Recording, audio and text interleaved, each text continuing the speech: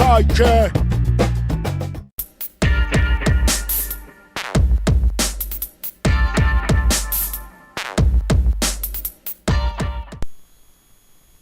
Welcome to Looking at the Markets with David Modell. Today I wanted to give a brief introduction to the put-call ratio. So here we go. For people who like to trade popular ETFs that represent the overall U.S. stock market, such as SPY, VTI, and SCHB, they might be looking for a good contrarian sentiment indicator. This means an indicator that tells you when too many traders are selling so you can buy, and when too many traders are buying so you can sell or short sell. Some people would claim that most traders are wrong most of the time, and that most traders tend to buy call options as a bullish bet near the top of the market, and that they tend to buy put options for protection or as a bearish bet near the bottom of the market. So it might make sense for a contrarian to want to gauge market sentiment by finding out whether traders are mostly buying puts or calls, so they can do the opposite. Thus we have the put-call ratio. It is simply the put volume divided by the call volume.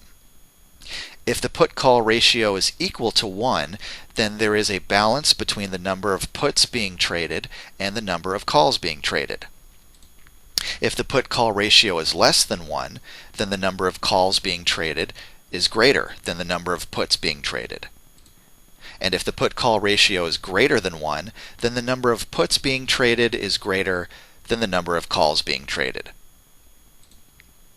The chart on the next slide will show you that occasionally the options market, which can be used to gauge investor sentiment, can reach levels of extreme bullishness, such as when the put-call ratio gets closer to 0.50, or of extreme bearishness, such as when the put-call ratio gets closer to 1.50.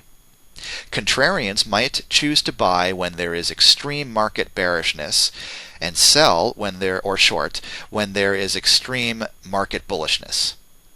So let's take a look at this in action. This is from stochastic.com. Wanted to give them credit. And the ticker symbol on stochastic.com for the put-call ratio that I use is CPC. And that is the options total put-call ratio index. That's the one that I choose to use. Alright, and I chose to use a line chart here. This is the weekly chart, and it goes back several years, as you can see, all the way back to 2013.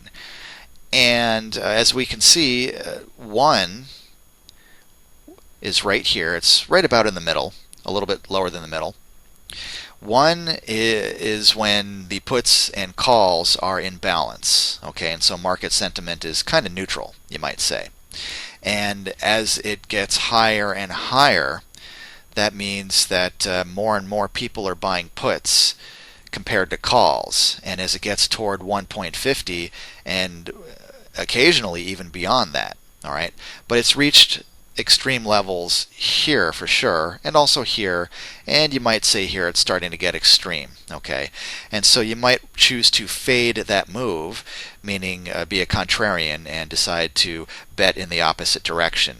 So if there's extreme bearishness here, then you might actually go long SPY or some other market tracking index, all right? And there are instances here, a number of them, when the market had extreme bullishness because people just weren't buying nearly as many puts as they were buying calls, like over here, for example, and over here, and over here. All right, as the put-call ratio got closer to 0.50, let's say. It never really got very close to 0.50, but it started to approach it.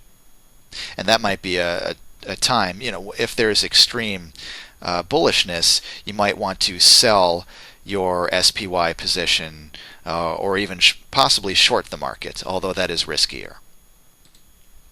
It can also be used on daily charts, which is a shorter time frame. All right, and this is a line chart, and it only goes back a couple of years. And we can see here in, this would be August of 2015, and here again, the middle here, right about in the middle, is 1, where it's in balance with the puts and the calls being traded. But when the put-call ratio got really low, Okay, this indicates extreme bullishness in the market. All right, when it got pretty close to 0.50 here, which does not happen very often, as we can see on this chart here. And so that might be a good time might have been a good time to sell a position in the markets, or even short it if you don't mind taking on that kind of risk. Soon afterward, it reached an extreme level of, well, the put-call ratio went not only up to 1.50 but up above it, and that means not too many, many puts were being traded, a lot more puts than calls. And so that would be extreme bearishness, and that might be a time to go long in the markets possibly. Okay, and we see that it reached an extreme level over here and over here, so it doesn't happen that often, but it does happen, and that's something to possibly look for. Okay? But here's something to be aware of. Please be aware that this is not a perfect indicator and is not a perfect predictor of market bottoms and tops. It is simply another useful tool to add to your repertoire as a trader or investor. Alright, so if this video was useful or helpful to you, please give this video a thumbs up on YouTube, leave comments, and please subscribe to my YouTube channel so you can receive the latest updates on my financial educational videos. And if you'd like to contact me, my name is David Modell, and I can help you with putting together a trading or investing plan, understanding fundamentals or technical indicators, stocks, options, whatever it is you need. You can contact me anytime by email at davidmodell@gmail.com. Thank you so much for watching and listening. I really appreciate it, and I'll talk to you again soon.